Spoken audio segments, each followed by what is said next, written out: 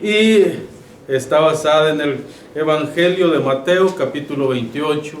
Los primeros 10 versículos de este capítulo vamos a leer. Este capítulo lo he partido, estos versículos los he partido en dos. Hoy vamos a ver la resurrección de Cristo y más adelante, no sé cuándo todavía, estaremos viendo la otra parte, que es la adoración que las mujeres presentan al Señor resucitado. Mateo capítulo 28, versos 1 al 10. La página 721. Página 721. Y les voy a pedir que mantengan abierta la Biblia, porque vamos a ir revisando esta porción. 721, la página.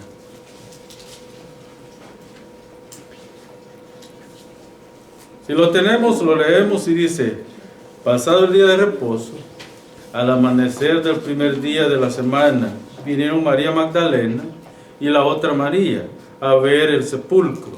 Y hubo un gran terremoto, porque un ángel del Señor descendió del cielo y llegando removió la piedra y se sentó sobre ella. Su aspecto era como un relámpago y su vestido blanco como la nieve. Y de miedo de él los guardas temblaron y se quedaron como muertos. Mas el ángel respondiendo dijo a las mujeres: no temáis vosotras, porque yo sé que buscáis a Jesús, el que fue crucificado. No está aquí, pues ha resucitado, como dijo. Venid, ved el lugar donde fue puesto el Señor, e id pronto y decid a sus discípulos que ha resucitado de los muertos. Y aquí va delante de vosotros a Galilea, allí veréis. Allí le veréis. He aquí, os lo he dicho. Entonces ellas, saliendo del sepulcro con temor y gran gozo, fueron corriendo a dar las nuevas a sus discípulos. Y mientras iban a dar las nuevas a los discípulos, he aquí Jesús les salió al encuentro diciendo: salve. Y ellas, acercándose, abrazaron sus pies y le adoraron. Entonces Jesús les dijo: no temáis, id, dad las nuevas a mis hermanos, para que vayan a Galilea, y allí me verán. Hasta aquí la palabra del Señor. He querido tomar estos versículos para meditar un momento sobre ellos, no porque, simple y sencillamente porque hoy estamos en el domingo de resurrección, sino más bien porque son importantes estos versículos para la vida cristiana. Tal vez mucho se ha predicado de estos versículos y yo no pretendo decir más de lo que ya se dijo. Sin embargo, sí quiero que juntos veamos lo que la palabra del Señor nos enseña. Las mujeres irrumpen en gozo, en alegría, en esperanza al ver al Señor resucitado. Pero ¿por qué es tan importante la resurrección?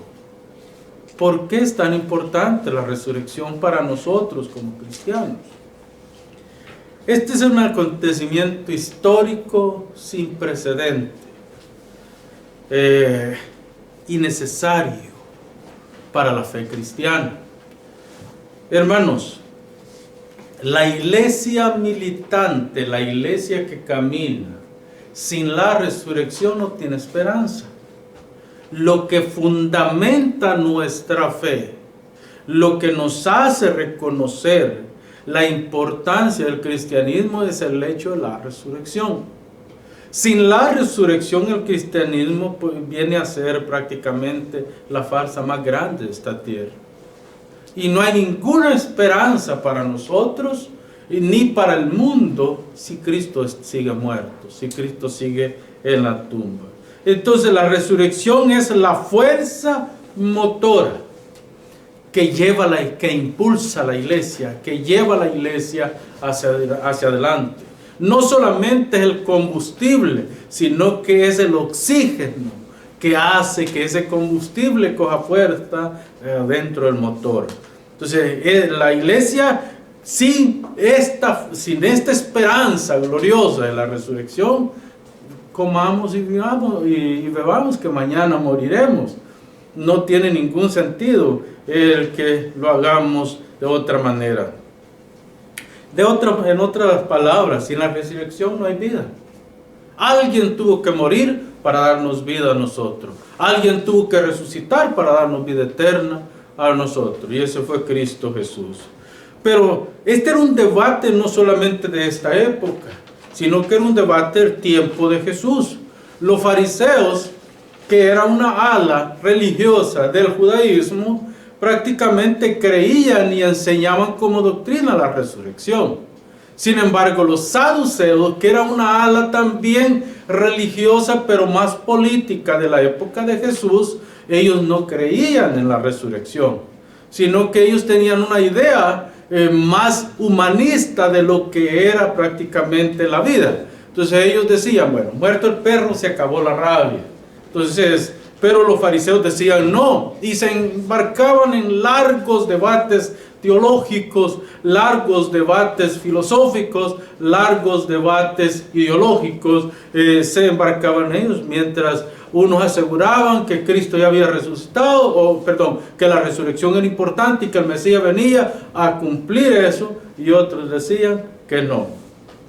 En fin, para nosotros como cristianismo que se desgarró del judaísmo, porque nosotros prácticamente, el apóstol Pablo lo pone de esta manera, fue necesario que la rama del olivo se desgarrara para que el olivo silvestre que somos nosotros fuera injertado en el olivo, en la rama del olivo. Entonces nosotros, lo que el apóstol Pablo está diciendo, que nosotros venimos del judaísmo prácticamente. El cristianismo se desprende del judaísmo con la única diferencia que nosotros tenemos como principio y fin, lo que dice el apóstol Pablo en Efesios capítulo 2, verso 20, que nuestra doctrina está fundada en los apóstoles y profetas, cuya piedra angular es Cristo, cuya piedra que da el fundamento para nuestra fe es la vida, obra, ministerio y resurrección de Cristo Jesús. Entonces, veamos un poco el contexto de la resurrección. El contexto de la resurrección se encuentra en el verso 1. Pasado el día de reposo. Recuérdense que según la tradición, Jesús fue crucificado el día viernes.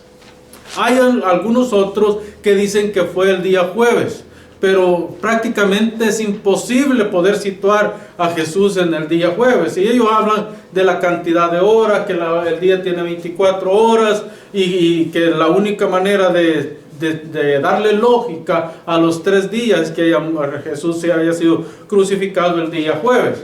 Sin embargo, nosotros pues aseguramos, o por lo menos enseñamos, de que fue el día viernes por la tarde. ¿Por qué lo enseñamos? Porque dice primero que a Jesús lo sepultaron rápido. O sea, fue un asunto de ya, tenemos que hacerlo, y no pudieron embalsamar bien el cuerpo, solamente pusieron especias aromáticas en el cuerpo, lo envolvieron en una sábana y así rápido lo fueron a meter, porque para esto casi eran las 6 de la tarde. Y hay que recordar que el sábado comenzaba a las 6 de la tarde. Entonces, prácticamente el ritual del día sábado no comenzaba a las 12 de la noche, sino que comenzaba el día viernes a las 6 de la tarde. Comenzaba.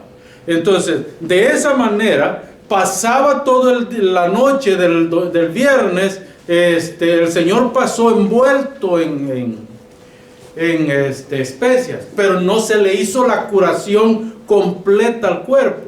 Por eso es que las mujeres, por miedo de que el cuerpo prácticamente se estuviera descompuesto, el domingo antes de que amaneciera, se levantaron y se fueron corriendo al sepulcro, ya compraron especias. ¿Para qué? Para ir a embalsamar el cuerpo. Entonces, sí iban a hacer el trabajo completo de proteger el cuerpo para que durara más.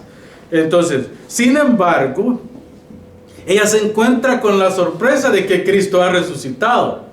Es curioso cómo es que se da prácticamente la resurrección. Pero bien, nos vamos a enfocar y vamos a seguir el hilo de este pensamiento.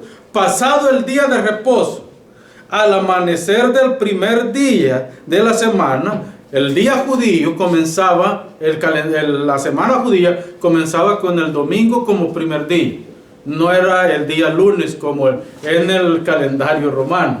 El calendario judío, la semana comenzaba en día domingo. Era el primer día de la semana. Entonces, por eso es que Mateo quiere ser muy claro al escribir, porque está escribiendo a un contexto judío.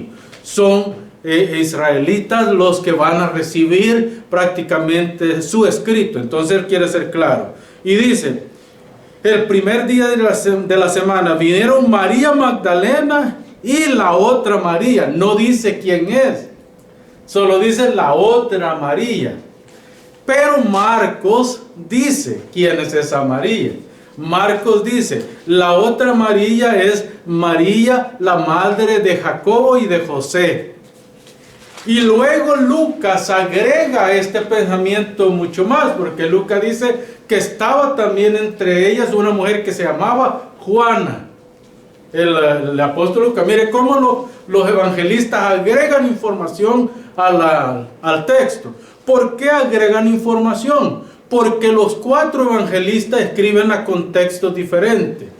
Mateo escribe a los judíos, Marcos escribe a los romanos, Lucas escribe prácticamente a los griegos y prácticamente Juan escribe a todo el mundo. Por eso es que ellos agregan. Y cuando vamos a Juan, le estoy hablando del capítulo 16 de Marcos, y no lo voy a leer porque nos llevaría mucho tiempo. El capítulo 23 de Lucas y el capítulo 20 de Juan. Así es como está el relato. Es el mismo relato, lo único que está haciendo es cambiar algunas cosas y agregando información. Cuando llegamos a Juan, Juan dice que estaba Juana y un grupo de mujeres, dice. Ahora es lógico entender, porque Juan como era el niño. Recuérdense que Juan para esta fecha tenía entre 15 y no más de 18 años. Entonces todas las mujeres lo veían como el niñito protegido y andaba con ellas todo el tiempo. Entonces Juan está informando que no solamente era María Magdalena y la otra María, o Salomé, como dice Lucas, o como dice Marcos, Juana, sino que él dice, no, si eran muchas más mujeres las que estaban ahí. Y tiene lógica. ¿Por qué? Porque entre todas tenían que levantar el cuerpo, darle vuelta, moverlo, moldearlo para poder embalsamarlo. Y llevaban sábanas para cambiar las sábanas en las que estaban y poder poner el cuerpo, proteger el cuerpo. Pero hermanos, lo más interesante de todo esto, también nosotros podemos ver que hay cierta información que unos omiten, otros lo ponen extra. Unos dicen que fue al salir el sol, otros dicen que fue muy de mañana. Para entender más o menos lo que está pasando es que el sepulcro no estaba en Jerusalén, estaba a las afueras de Jerusalén. Entonces es muy posible que se levantaron muy de mañana y caminaron un largo trayecto, y cuando llegaron ya estaba haciendo el día y el sol estaba saliendo. Recuérdese que en el Medio Oriente el sol prácticamente sale bien a las 5 de la mañana, está saliendo ya el sol.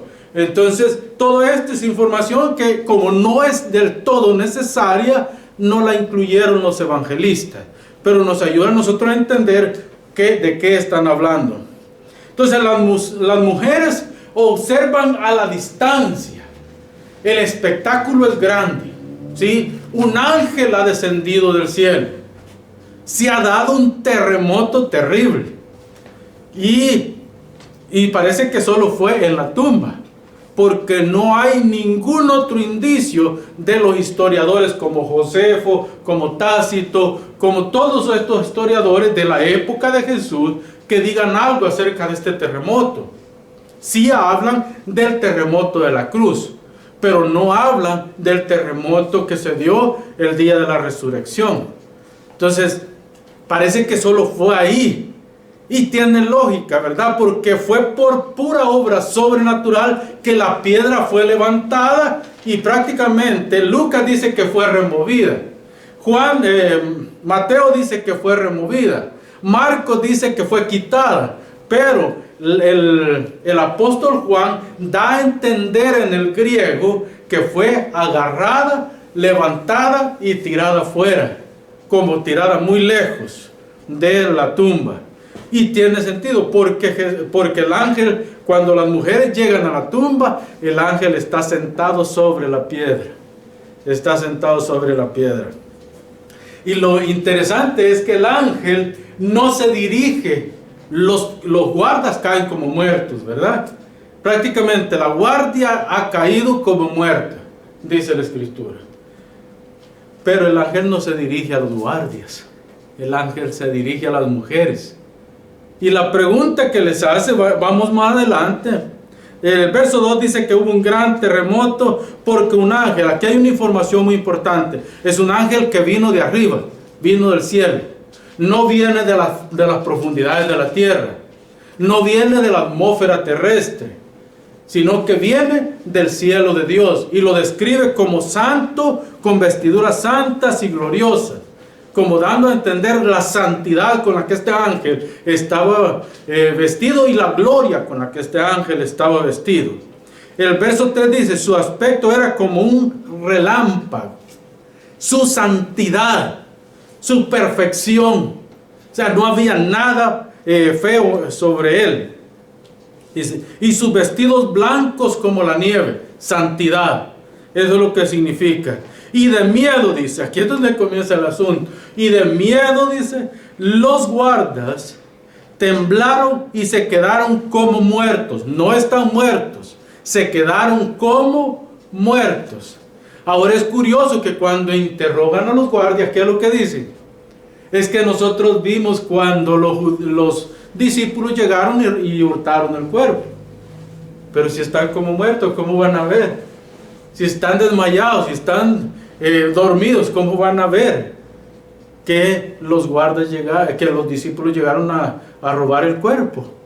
Entonces, todo esta fue la idea de los sacerdotes, ¿verdad? Pero ellos dicen que cayeron como muertos. Mas el ángel dice, esto es lo interesante, el ángel ha visto que los guardas cayeron como muertos, no le importó eso. Se dirige a las mujeres, ve lo que dice. Mas el ángel respondiendo dijo a las mujeres, no temáis. Esta oración, hermanos, esta frase tiene un significado tan grande para nosotros y para la iglesia de esa época y para las mujeres. No temáis. Les dio fuerza, les dio ánimo, les dio esperanza, les dio a las mujeres. Miren, ustedes vienen a buscar al que está muerto. Vean, métanse adentro del sepulcro. Ahí no está. Él ha resucitado. Él ha resucitado. Entonces, no tengan miedo. Lo que ustedes están viendo es una aparición sobrenatural. Dios ha bajado a esta tierra. Así como lo hizo con los ángeles. ¿Se recuerdan con los ángeles? Cuando llegaron a donde estaban los pastores. No tengan temor. Esa fue la palabra. Porque los pastores estaban tremendamente conmovidos por el espectáculo de huestes celestiales que habían descendido anunciando la venida del Señor. Cuando Juan está en la isla de Patmos, Juan está prácticamente como muerto, cae también por la aparición del Hijo de Dios glorificado. Dice que el Señor lo toma de la mano y le dice, Juan, no tengas miedo, yo soy. Y le inyecta ánimo a Juan. Y ahora el ángel le está diciendo a las mujeres, no tengan temor, acérquense y vean, yo sé que ustedes buscan al que fue crucificado, mas ha resucitado, mas ha resucitado. Hermanos, es que esto nos da a nosotros la esperanza gloriosa de la resurrección. Esto es lo que nos enseña a nosotros. Lo importante que es estudiar la palabra de Dios. Y el Señor hoy nos sigue diciendo a nosotros, no tengan temor. No tengan temor de los que pueden matar el cuerpo. No tengan temor de aquellos que os vituperan, que dicen toda clase de cosas sobre ustedes. No tengan miedo de ellos. No tengan temor de las circunstancias que están alrededor de ustedes. Mucha gente está asustada con esta guerra que se está viviendo, que la tercera guerra mundial, que ya el Señor ya viene. ¿Y por qué se preocupan si el Señor ya viene? Pues yo estoy contento porque el Señor ya viene. ¿Sí? La pregunta es, ¿por qué nos aferramos tanto a esta vida? ¿Por qué nosotros estamos tan empeñados en vivir cuando el Señor dice, no tengan temor, no tengan temor, que la vida a mí me pertenece y nadie se la va a quitar antes de que yo diga? Además, si a mí me quitan la vida, a mí me hacen un favor, no me hacen un mal con quitarme la vida. ¿Sabe una cosa? Gracias le doy a Dios porque la salvación no me la pueden quitar. Eso es lo que le doy gracias a Dios. Porque si yo perdiera mi salvación, entonces sí estoy condenado para la eternidad. Pero no, mi vida está escondida en Cristo. El que resucitó de los muertos a Cristo es suficiente para resucitarme a mí. Mi familia, ayer teníamos una conversación. ¿Cómo va a ser eso que el Señor viene y todos los espíritus de arriba y toman el cuerpo y se levantan de la tierra? Mire, les soy honesto y hablaba con ellos. Ni yo no sé con exactitud cómo va a pasar eso. Lo único que sé es que el Señor dice que con voz de mando, con trompeta de Dios, descenderá el cielo y los muertos en Cristo resucitarán primero. Así como vimos el viernes, ¿verdad? Que el Señor llevó cautivo a la cautividad, al cielo. Así descenderá con el Señor todos esos espíritus que se fueron con él al cielo. Descenderán a tomar los cuerpos. De la tierra no se va a levantar un cuerpo corruptible, sino un cuerpo incorruptible. Un cuerpo lleno de la gloria de Cristo. La misma gloria con la que Cristo está vestido en este momento. Por eso es que las mujeres sintieron miedo. Y las mujeres no crean que pasó solamente ahí el miedo. Si ellas se fueron por el camino a decirle lo que el ángel les había dicho, se fueron por el camino hasta llegar donde estaban los discípulos, pero ellas no dijeron nada a nadie, porque todavía no salían de su asombro de lo que habían visto. Hermanos, cuando hablamos de esto, nosotros podemos remontarnos al monte Sinaí.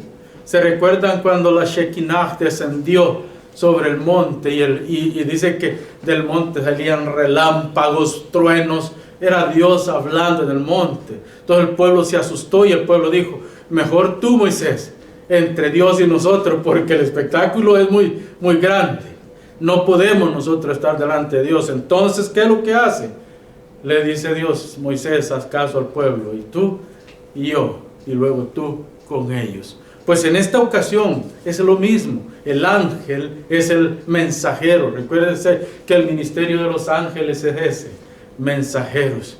Llevan el mensaje. ¿Y ahora qué? El ángel está comisionando a las mujeres para que también sean mensajeros de lo que se va a llevar a cabo más adelante. Esta es la gloria de la resurrección. Los guardias y las mujeres, los dos tienen algo en ese lugar, pero Jesús, el ángel se enfoca en las mujeres, porque Él no ha venido para librar ni para ayudar a otros, sino a aquellos que son sus hijos. La bendición del mundo llega como desborde a la bendición de los hijos. Hermanos amados, nosotros podemos decir con el Señor, no temáis, no tengas miedo. Con estas palabras llegó a Zacarías cuando se le anunció el nacimiento de Juan el Bautista. Zacarías, no temas, porque yo soy el que he puesto una semillita en el vientre de tu mujer, Elizabeth. Y este será un gran profeta, el que va a nacer.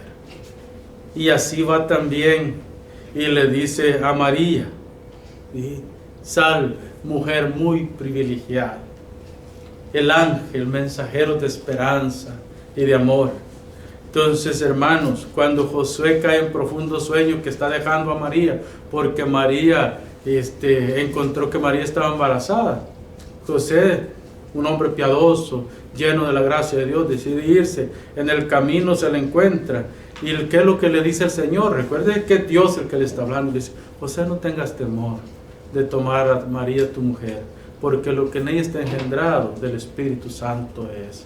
Ve, regresa a tu mujer, tómala y le pondrás por nombre al santo ser que nacerá, Jesús, porque Él salvará al pueblo de sus pecados. Esta misma palabra, si ustedes ven en el griego, se van a dar cuenta que es la misma palabra que el ángel utiliza. No tengas temor. Ahora, iglesia del Señor, no tengan miedo de todo lo que pase en este mundo, todo lo que esté pasando a su alrededor. No tengan temor, porque Dios está con nosotros. Y si Dios con nosotros, ¿quién contra nosotros?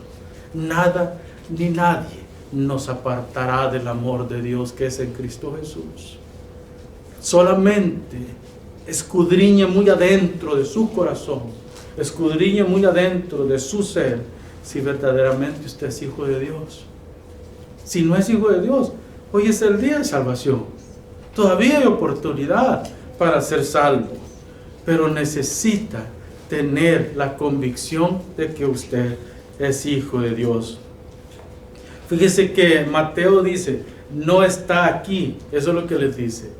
¿Buscáis a Jesús? No está aquí, pues ha resucitado. Como dijo, Mateo está yendo a las mujeres y les está haciendo recordar la profecía del Señor. En Mateo capítulo 16, creo que es el verso, si no me equivoco, es el verso de 24 de Mateo. Pero en ese versículo es donde Jesús prácticamente está profetizando la resurrección.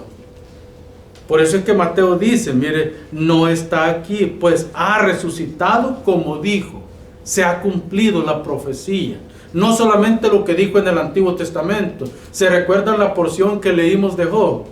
Yo sé que mi Redentor vive. Y Job prácticamente fue el tiempo de Isaac, de Abraham. Y 2000 años más tarde el Señor nace y resucita. Y Job dice: yo sé que mi Redentor vive. Y aún desecha mi piel en la tierra. Estos mis ojos han de ver al Redentor.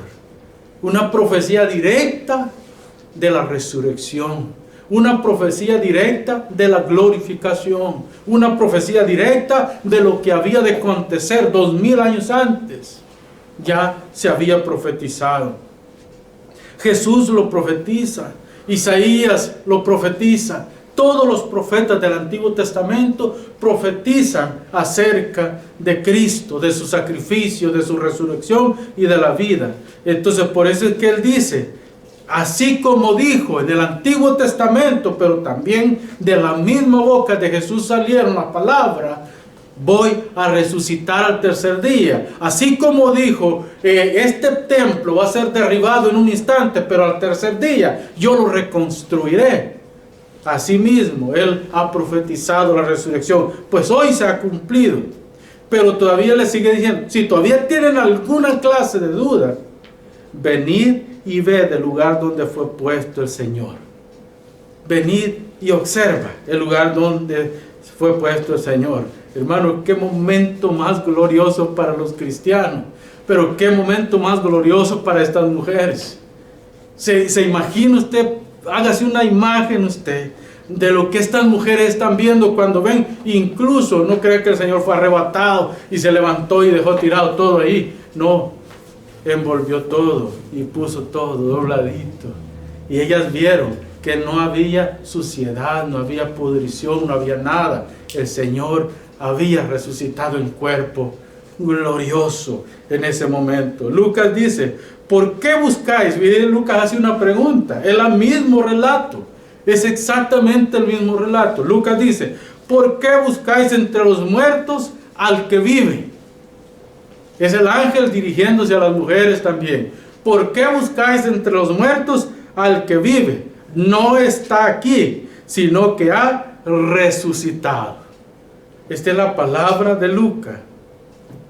Yo digo, en esta tarde, el Señor ha resucitado. Primicia de los que durmieron es hecho. El Señor ha resucitado. Esto es lo glorioso del acontecimiento. Venid, ver que no está aquí. Mahoma está enterrado. Buda está enterrado. Todos los hombres que han hecho cosas grandes en esta tierra, se sabe dónde están sus sepulturas. Pero el Señor no. La tumba está vacía. Y el Señor ha resucitado en gloria y majestad por los siglos de los siglos. Y nunca más vuelve ni a la cruz ni a la tumba. Todo lo contrario, de la tumba llamará a todos los muertos en Cristo. Y de la tierra llamará a todos aquellos que estemos vivos para ir al encuentro con nuestro Señor. Amén. Oramos, hermano. Padre, muchas gracias por tu palabra, Señor. Porque tu palabra nos da vida, tu palabra nos enseña, tu palabra nos redarguye, tu palabra nos corrige, tu palabra nos exhorta, tu palabra nos enseña. Gracias por la resurrección. Porque en esa resurrección nuestra alma se conforta. Porque en esa resurrección nuestra vida coge fuerza. Porque en esa resurrección está puesta nuestra esperanza en el Hijo de Dios. Gracias, Padre. Gracias por esta gran victoria del Hijo. Y gracias porque por medio del Espíritu en nuestros corazones estamos convencidos de que así es, aún no viendo, Señor. Padre, por eso también te pido por aquellos que han de ser salvos y que han escuchado este sermón, Señor, que puedan, Padre, ser tocados dentro de sus corazones, ser llamados a la reflexión, ser llamados al arrepentimiento por medio de la obra de tu Espíritu Santo. En el nombre de tu Hijo Jesucristo. Muchas gracias, Padre. Amén y amén. Puesto de pie, cantamos